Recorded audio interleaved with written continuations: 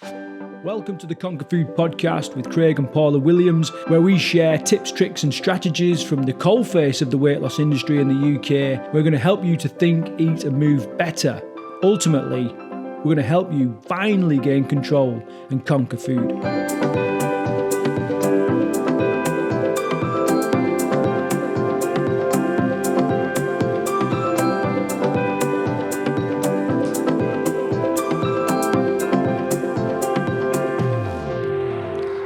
Here we go. I love the way that as soon as that music starts, everyone starts dancing around jiggling about. Right, so got a great guest with me today, my beautiful wife and business partner Paula, who is also the founder and lead coach on the Conquer Food program. So if you don't know anything about the Conquer Food program, you can go to conquerfood.org and /program, and then you can learn all about the program itself. And this podcast really just describe some of the foundations of what we do on the program. Fundamentally, we rapidly get a ton of weight off people. Is that right, Paula? How would you describe the program itself? What, the Conquer Food program? Yeah. Yes, we do rapidly get a lot of weight off of people. But for me, the key thing with the Conquer Food program is the mindset, because I always say to people when they come to camp, their weight loss, especially when they come long term, their weight loss is guaranteed. It's a given as long as they follow the program. They've got people training them constantly. They have people cooking their food for them, which is great. So that's a given. Their fitness and their weight loss is a given. What isn't a given is the sustainability when they leave camp, and that comes from the mind. And so Conquer Food program is about your mind. It's about changing the beliefs that you have around yourself and the relationship you have with habits that don't serve you well. Amazing. So today I want to talk a bit about food, because right now we're in the middle of lockdown, and the way I'm looking at it is everybody's clawing to get outside and do a bit of exercise, to be more active, get out in the sunshine. We sit, and across the river we see many more people walking out with their dogs and just walking in general than we would do normally. Do you agree with that? Absolutely. And so the exercise, it's getting a little bit easier because we're stuck, because all of a sudden we want to do it. We don't feel like we have to do it. But the area where people are still struggling, especially right now, is with the food. So I want to talk a bit about the food. Specifically, I want to talk about some of the foundations that we have at boot camp and what our ultimate aim is. Now, the majority of the time when people stay on the Conquer Food program, they stay at Team Boot Camp, they end up in a ketogenic state, right? Now, which is what we're going to describe in a minute. But Paula, you lived a ketogenic lifestyle for quite a while. You had some great results living on a ketogenic lifestyle. At the time, because you had a bad knee, and I'm looking now at your horrendous scar on your knee from, well, it's not horrendous. It's not horrendous. No, but it's a big scar. It's a big scar on your knee from a total knee replacement. So you couldn't do any exercise, yet you still lost weight and a ton of other benefits through food. Okay, so that's why I kind of asked you to join me and just to interview really about that. All right, so that's it. So let me tell you a little bit about a ketogenic state at the minute. So fundamentally, what happens at camp and on the Conquer Food program is we run your energy stores down so much that you've got very, very little sugar, glycogen, carbohydrate, fuel inside the body. Now, what that does is it kind of forces the body to start burning fats as fuel, okay? And because of that, there is the brain actually uses a lot of calories in the body. It's one of the big calorie consumers in the body is the brain. And it can't, because of the barrier between blood and the brain being so fine, it can't run on fat. The fat it just won't allow particles that big to go through that barrier into the brain, because you're going to clog it up, cause yourself problems, yada, yada, yada. So the brain must function on sugar. And I'm sure there's other, really deep reasons, physiological reasons, but that in essence, that's the problem, that the fat can't get through the blood-brain barrier. What it then has to do is it has to mess around with some of the fat cells, release some chemicals, and then it makes it into into a form of sugar that can pass through the blood-brain barrier. And in the process of that, it will release chemicals in the body which are called ketones, right? And there's a few different types, different areas of the body. It doesn't really matter at this stage. But what will happen is when your body is in a state in which it's releasing these ketones, the fat burning properties of that is immense. And that's usually what happens at boot camp. Now, you cannot replicate 5 to 6 hours of exercise every day at home, right? Well, you can, but it's just, you ain't going to do it. It's not sustainable. It's not realistic. You haven't got a trainer barking at you. You can't submerge yourself in it. All that kind of stuff. You're just not going to do it. But you can replicate a ketogenic state. So that's kind of what I want to talk about now. Do you think that describes it clear enough for people listening? Anything to add there, Paula? Yeah, no, I think in all honesty, Craig, you know more about the science behind it than I do. I just know a lot about the experience of it. And I know that it made me feel incredible. It's really good. Do you want me to? Yeah, I mean, people have heard that word incredible. I mean, what does that mean? I mean, were you flying? Were you like? No, the biggest thing for me is my mental health. I am a little chubster, as you call me sometimes. No, I don't call you a chubster. Jesus Christ, people are going to get hate mail. And funnily enough, people probably won't believe this so much, but my weight is always secondary to my mental health. That's the one thing that I'm constantly working on, quite literally on a daily basis. And when I'm in a state of ketosis, a ketogenic state, my mental health becomes so much more improved. It is incredible. It is incredible. So for me, when I'm not in a ketogenic state, what happens is I'm plagued by sugar cravings. And I think there's a lot of people out there, I know, especially people I talk to who come to camp, that, food becomes the thing that they think about from the minute they wake up to the minute they go to sleep. There'll be other people that think, oh my God, really? Yes, actually, really. That's a reality for a lot of people. And a lot of people do suffer with mental health problems and depression. And I think and I don't know the exact science behind this Craig, in too much detail.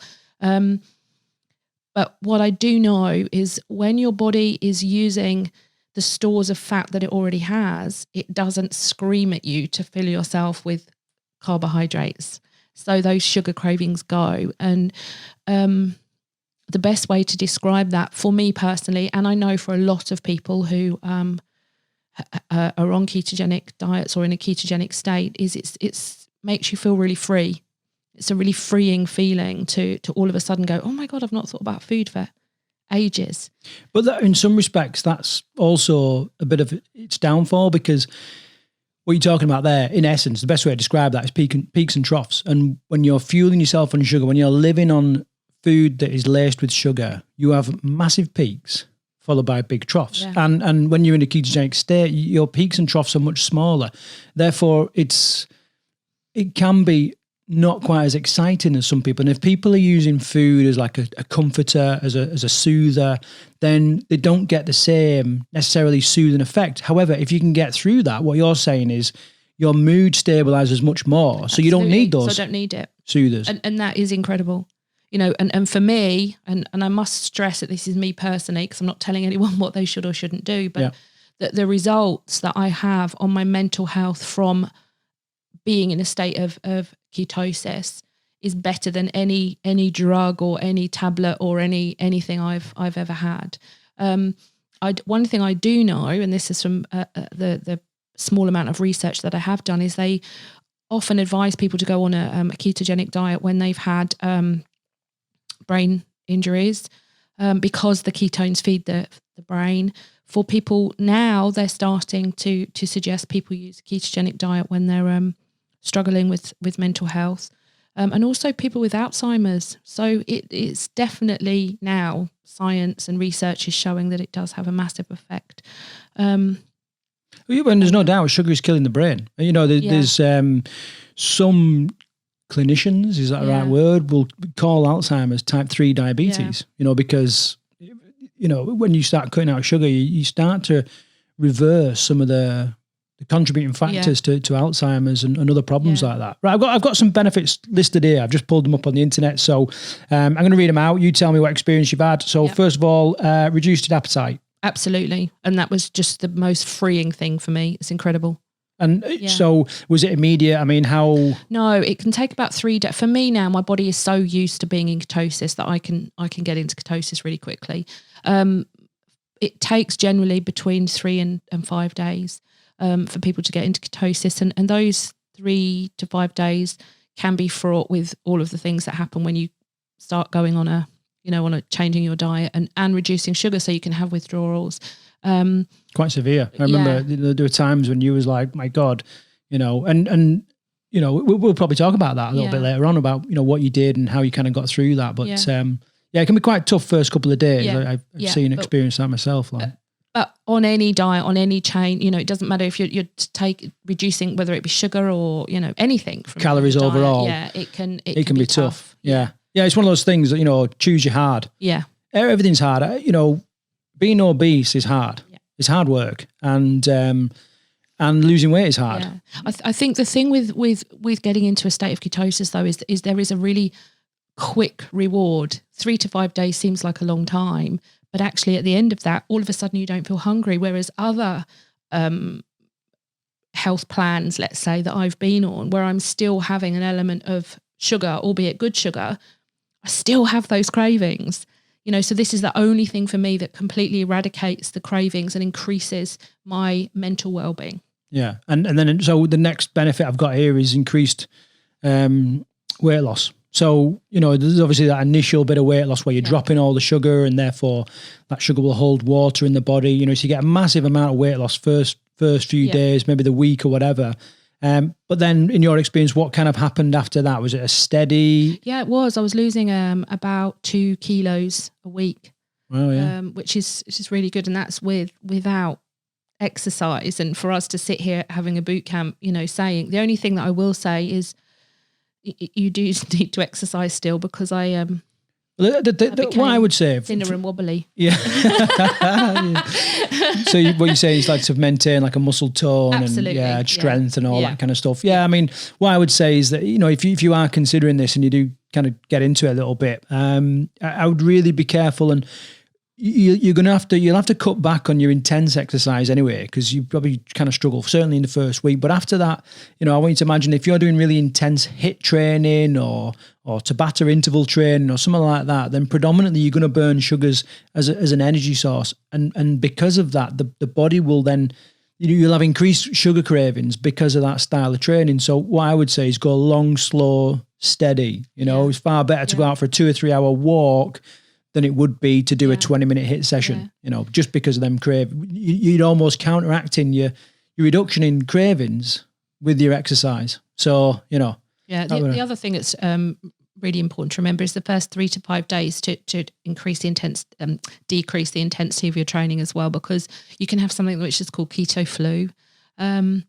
which, you get a little bit muscle achy and feel really lethargic in the first few days. And that's just your body transitioning into a different way of using energy, which is quite normal. Yeah, it can feel rotten, can't you? Luckily, I don't have that anymore because my body's used to it. But I do remember 3 summers ago going through that. Yeah, we see it at camp a lot as people start to go through this transition from one fuel to another, and you can feel pretty crap, but it's there's good stuff on the other side of it. Right, next one, triglycerides tend to drop drastically. So we're talking about cholesterol and that kind of stuff, and shitty fatty acids in the sugar. They tend to drop, which is all good news. An increased level of good HDL cholesterol. So this is the kind of cholesterol that you really need for heart health and that kind of stuff. Increased levels of that. Reduced blood sugar and insulin levels. That's the primary focus of the food. The way that we kind of run things at camp is we really focus on that, and this is definite byproduct of being in that state. Well, again, we have to be careful what we say because we're not doctors, and our camp doesn't fix people in the respect from a medical point of view, but we've had a lot of people come to camp whose diabetes has been completely eradicated, and type 2. type 2. One lady who was with us, who's a lovely friend now, Claire, she was with us long term and started to feel poorly, and so went back to the doctors, and it's because she was still taking her diabetes medication when her body didn't actually need it anymore, which is a really lovely, wonderful story. So what other kind of stuff we got here? Improved bad LDL cholesterol levels, so that's a crap cholesterol dropping. Therapeutic for several brain disorders, we've already talked about that. So there's just some of the benefits. Oh, hang on, we're still going. Obviously these might vary. Skin. Yeah, your skin felt better? Skin was incredible. Unfortunately, my hair grew at a rate of knots, which is not great when you're 51 and have grey coming through. Well, is it that noticeable that your hair just suddenly started? My hair, yeah, my hair. And your nails, nails, everything. I was just so much more healthy. Yeah. Right, brilliant. So we talked about some of the benefits and stuff like that now, and it all sounds rosy, but there is some pitfalls. There are some things to kind of watch out for. And what would you say was like a couple of the things really that you should be? I mean, it's not something you can kind of launch into. You've got to do a bit of studying for this, haven't you? You've got to be doing a bit of learning. You can't just go, right, okay, I'm going to. Yeah, because it's actually a diet that's really high in good fat. I mean, good fat. We'll talk about dirty keto in a little while. And it's not a way of eating that you can cheat. I hate that word anyway, but you can't, in order to reap the benefits, you have to stay in a state of ketosis. And in order to stay in a state of ketosis, you need to be eating the correct foods. In the right amounts. In the right amount, right amount's really massively important as well. And so what happens is if you start adding a little bit of chocolate here or this here, it will kick you out of ketosis straight away. And then what you're doing is you're mixing a high-fat diet with sugar, which is fatal for reasons you know better than I exactly what goes on. So then you start pounding the weight. So it's not something you can cheat on. You have to make a commitment to keep your body in a state of ketosis, which is actually, once you're there, really easy to do. If you then start having cravings, which I would have at certain times of the month, but they wouldn't be anywhere near as bad, or then it becomes emotional. Your emotions become really kind of evident that you're not eating because you need to eat, that you're wanting a bit of sugar or a bit of cake because for emotional reasons. Yeah. I mean, you mentioned dirty keto there, which is a phrase that we use quite a lot, you and I, but what I would say, like to just underline all that kind of stuff, is, what people tend to do, and I'm going to do another follow-on podcast session on how to start this and all this kind of stuff, and like a bit of an intro to it in the next episode probably. But one of the things that people often do is they read low carb, no carb, low sugar, they read that and then think high protein. Yeah. And that's probably one of the biggest problems I see when I see people, and they message me and say, Craig, I need some help. I'm doing this diet. I'm on this plan and I'm not losing weight. Can you help me? And when I dive into it, it's usually because they've done that. They've stripped out their sugars and replaced it with protein. Now, every food group has an effect on insulin and blood sugar in some way. And sugar is the most impactful. And then followed by that is protein, especially white proteins. And what people tend to do is they will overdose on things like chicken and stuff like that. And all that will have an insulin producing response in the body, and the body will mess around with it and it will kick you out of that ketogenic state. So, but we're going to talk about that a little bit later on. Is it not a bit of a farce though? Like monitoring what's going on? I mean, how did you track it? How did you monitor? So there's a couple of different ways they do it, but how did you do it? We on a little stick, and that will show you whether you've got ketones in your urine, and also blood with a little kind of blood test, and that will tell you. And you have to keep your ketones within a certain range. I used to just pee on the stick, but then I started to hear that's probably not always as effective as it should be. So Well, it's not as accurate. No. There's like I said, there's a few different ways, and actually some ways measure certain ketones better than others, and it is not. If there's anyone here that's a mega spotter and a real expert on this, I need to stress that none of this is an exact science at home. It's a bit like body weight and body composition. People have these body composition scales and think, oh, right, I've got a body fat percentage of 20%.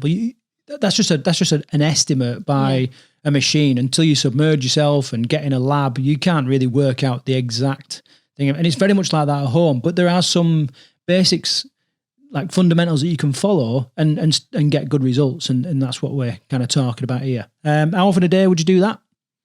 I do it. I used to pee about 3 times on the stick every day because I just couldn't believe this wonderful thing that was happening to me. But obviously, I calmed down and stopped being silly about that. And then I'd do it every other day, and the blood once a week. Yeah.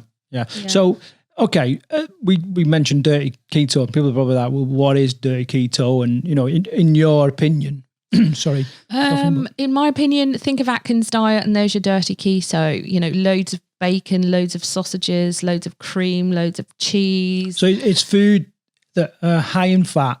Yeah. But have got very little, like shitty, nasty fat, but very little nutritional value. Yeah. And it's just an excuse to gorge on crap that, under the proviso that you're in a ketogenic state. And you can. That's the reality of it. You can. And I think that's why the Atkins was so popular, because you do lose weight, but it's not, as I've got older, I'm realizing, I think it's something that you just don't grasp when you're younger, that the health of my body inside is just as important, if not more important, than the health of the body on the outside, because healthy on the inside will reflect on the outside.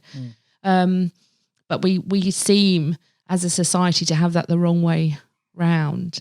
Yeah, I mean, as with everything, people start to hack it, don't they? Yeah. It's like when we was one of the leaders really of the paleo nutrition plan, paleo diet in the UK, and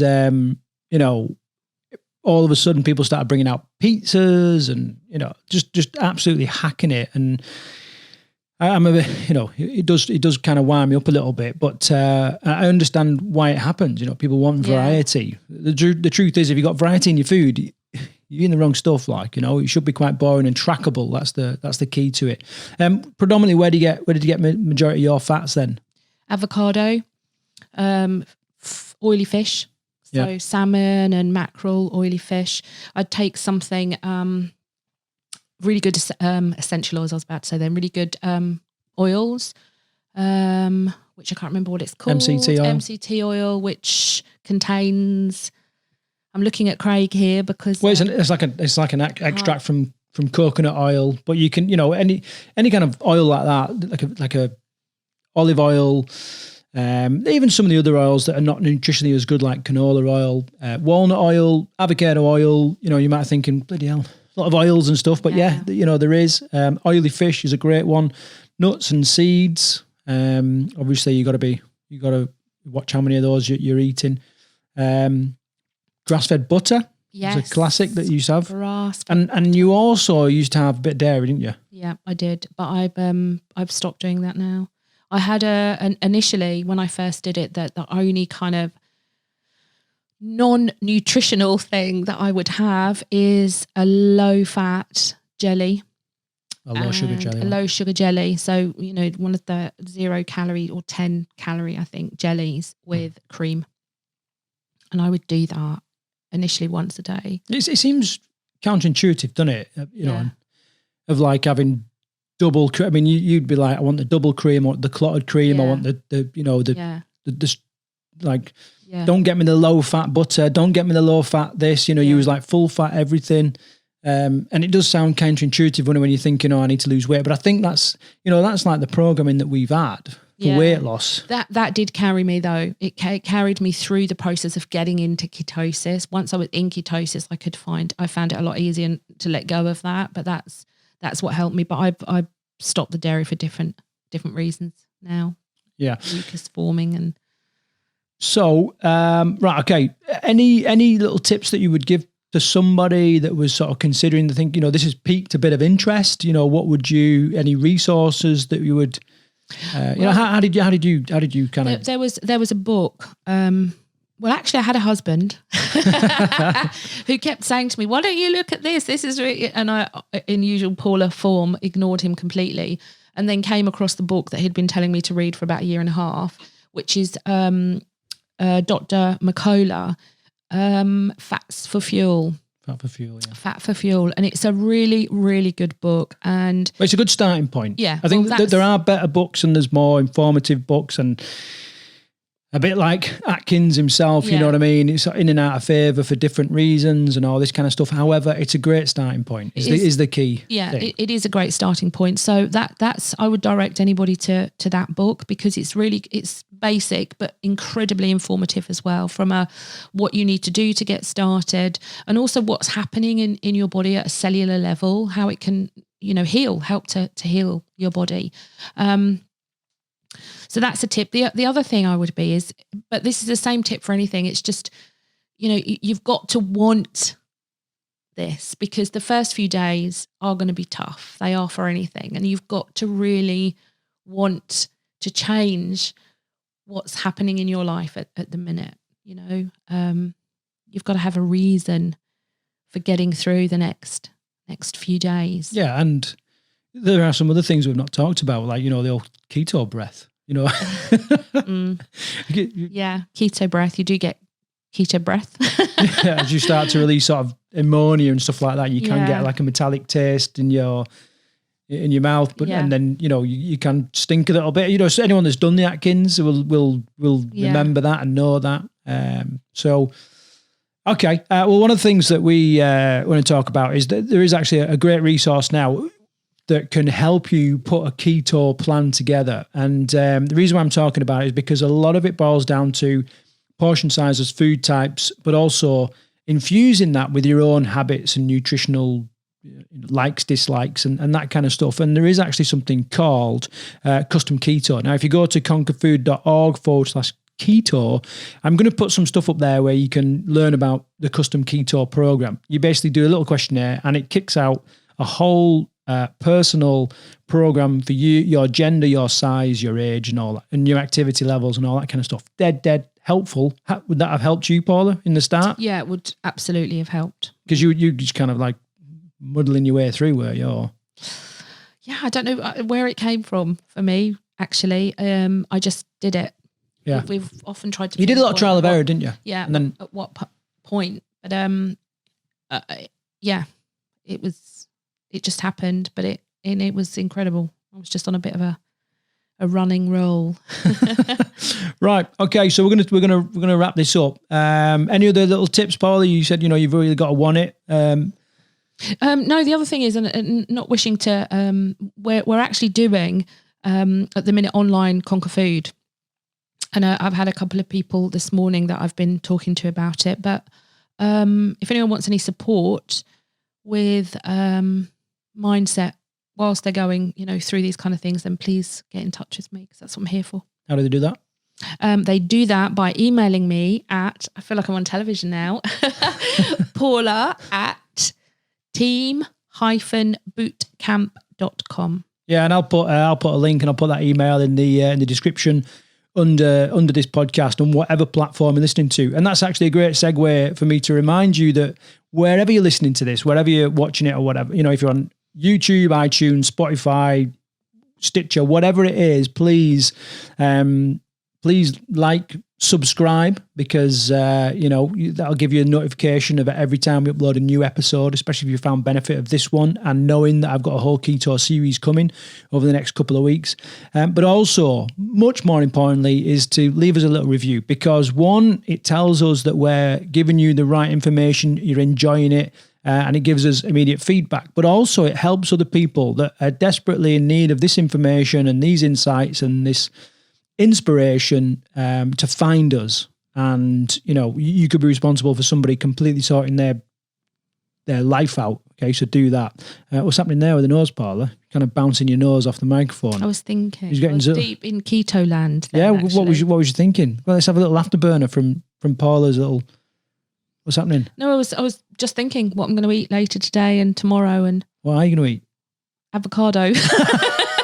Sprinkled with MCT oil. I was thinking about making guacamole. Yeah, well, tell us that little snack that you do with the avocado and the lemon juice and well, a little hack when you get a bit of hunger and stuff. Yeah, when I'm struggling, I literally just have chopped up avocado with sea salt and lemon, and it's actually divine. I went on a health retreat. This is how this came about. I was on a health retreat and I was absolutely climbing the walls, hungry, and they gave me avocado. I was like, oh, great, avocado, thanks. And then they gave me this little pot with Himalayan sea salt and a lemon. So in for a penny, in for a pound, which is such a basic thing, but I'd never thought to put Himalayan sea salt and lemon on my avocado. And it was so nice. So now I've become a bit of an addict. But I actually think it was the avocado that is really good for your skin and your hair. You know, I've read loads about avocado since, and it's an avocado a day is such a good thing health-wise for you. It's really good. Amazing. Right. Thanks, Paula, for joining me on this. Like I said, in the next episode, I'm going to go much deeper into keto. I'm going to do a little solo cast, giving you information on how you can get started and a few helpful resources. Remember that Paula is there if you are truly, truly struggling with food. She's there running a coaching program online right now. Coaching. I don't know why I said coaching then, which is, get some great results. We've really kind of had time sorry for interrupting you there, Craig, but we've really had time in lockdown to finely tune the online Conquer Food program. So I'm really quite proud of it and pleased with it. And I'm actually doing it myself. So every step of the way I'm following it, because I refuse to be an advocate of anything that I'm not doing and can't do myself. So. And thank you, podcasters, for joining us again on the Conquer Food Show. Hopefully you picked up some great nuggets of information there. Make sure you join us next week for another episode. And if you've enjoyed this, please like, share, and give us a little review on iTunes. It all helps. Take care.